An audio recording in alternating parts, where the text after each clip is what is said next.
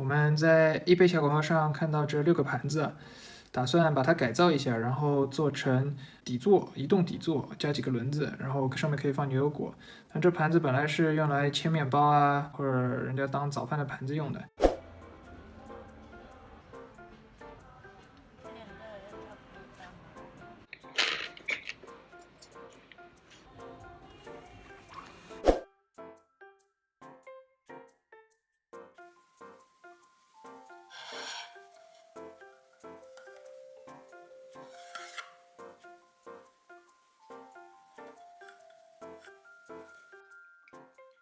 看到上面啊，这里4个点，这里再4个点，还有这里再4个点。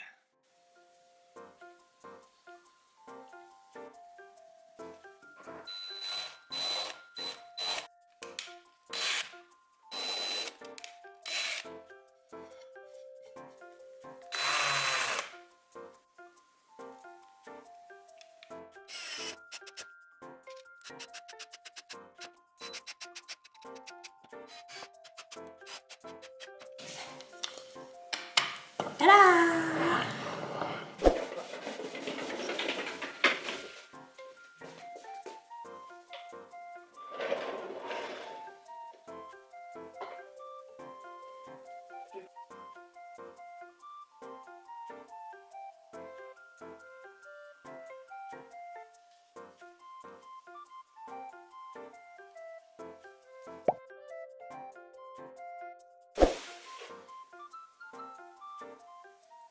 我们的底座可以旋转，这样就保证每个方向每片叶子都能接受阳光，这样中间的枝干就会笔直向上生长。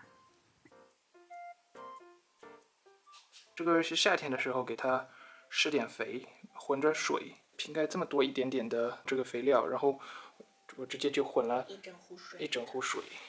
我们一般都是用过滤水去给它浇水，保持这个水位线始终在中间的位置。我们就直接在周边浇水，然后看到这个水位线到了中间的位置，到中间位置就 OK 了。但我们一般实际上是晚上再浇。